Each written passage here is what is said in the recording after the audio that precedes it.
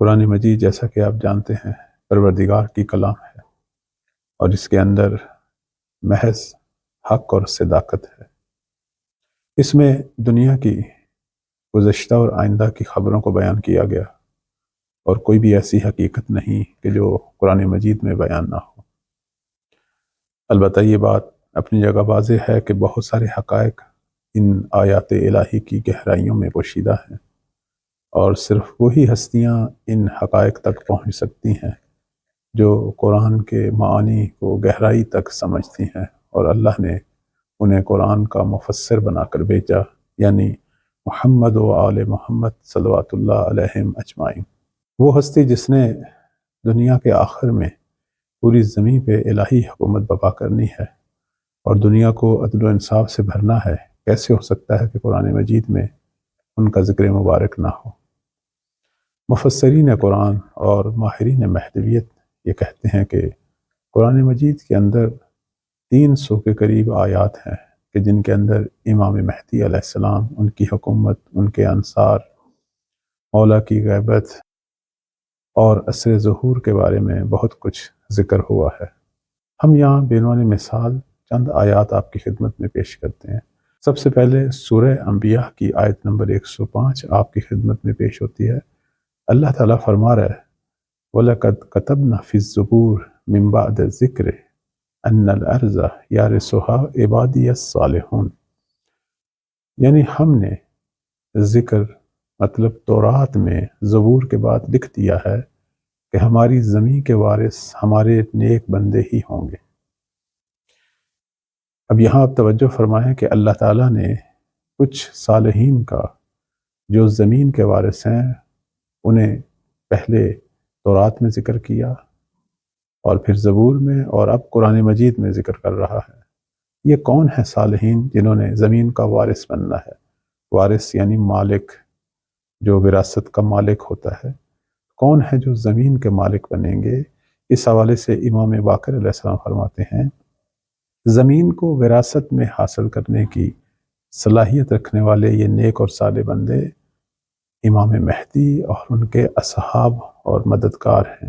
اسی طرح سورہ ہود کی آیت نمبر 86 میں پروردگار فرما رہا ہے بقیت اللہ خیر لکم ان کنتم مؤمنین، اللہ کا ذخیرہ تمہارے حق میں بہت ہی بہتر ہے اگر تم صاحب ایمان ہو۔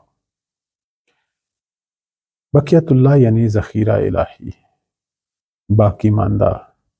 امام محمد باقر علیہ السلام فرماتے ہیں جس وقت امام مہدی علیہ السلام ظہور فرمائیں گے تو خانہ کعبہ کی دیوار کا سہارا لیں گے اور سب سے پہلے اسی آیت کی تلاوت فرمائیں گے اور اس کے بعد یہ فرمائیں گے انا بقیت اللہ فی ارضہ و حجتہ علیکم، میں زمین پر اللہ کا ذخیرہ ہوں، اللہ کا باقی ماندہ ہوں اور اس کا جانشین ہوں، اور تم پر اس کی طرف سے حجت ہوں۔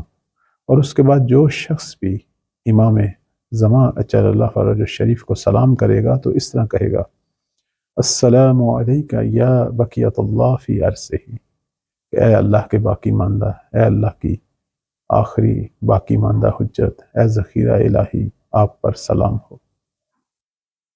اسی طرح سورہ حدید کی 17 نمبر آیت میں پروردگار فرما رہا ہے اعلموا ان اللہ یحیی الارض بعد موتها قد بین لکم الآیات لعلکم تعقلون، یاد رکھو اللہ مردہ زمینوں کو زندہ کرنے والا ہے اور ہم نے تمام نشانیوں کو واضح کر کے بیان کر دیا ہے کہ تم عقل سے کام لے سکو۔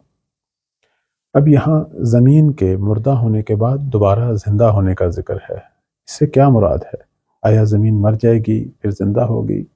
امام صادق علیہ السلام اسی آیت کی تفسیر میں فرماتے ہیں کہ یہاں مراد یہ ہے کہ اللہ تعالیٰ زمین کو امام مہدی کے ظہور کے وقت ان کی عدالت کے ذریعے زندہ کرے گا جو گمراہ حاکموں کے ظلم و ستم کی وجہ سے مردہ ہو چکی ہوگی۔ یعنی مراد یہ ہے کہ اہل زمین جو اپنے گناہوں کی وجہ سے، ظلم و ستم کی وجہ سے انسانیت کھو بیٹھیں گے، چلتی پھرتی لاشیں ہوں گے، امام مہدی علیہ السلام کی الہی اصلاحی اور عدل و انصاف پر مبنی حکومت جو لوگوں کو تعلیم دے گی، تربیت کرے گی، دوبارہ ان کی انسانیت کو زندہ کرے گی، اور یوں زمین لوگوں کے زندہ ہونے کی وجہ سے دوبارہ زندہ ہو جائے گی۔ اسی طرح سورہ قصص کی آیت نمبر 5 میں پروردگار فرما رہا ہے وَنُرِيدُ أَن نَّمُنَّ عَلَى الَّذِينَ اسْتُضْعِفُوا فِي الْأَرْضِ وَنَجْعَلَهُمْ قَائِمَةً وَنَجْعَلَهُمُ الْوَارِثِينَ۔ ہم یہ چاہتے ہیں کہ جن لوگوں کو زمین میں کمزور کیا گیا ہے ان پر احسان کریں اور انہیں لوگوں کا امام بنائیں اور زمین کے وارث قرار دیں۔ یہاں اللہ تعالیٰ کچھ ہستیوں کی خبر دے رہا ہے کہ جنہیں زمین میں کمزور کیا گیا ہے، جو مظلوم واقع ہیں، اور اللہ چاہتا ہے کہ وہ زمین کے مالک بنے، زمین والوں کے امام بنے۔ اس سے مراد کون ہے؟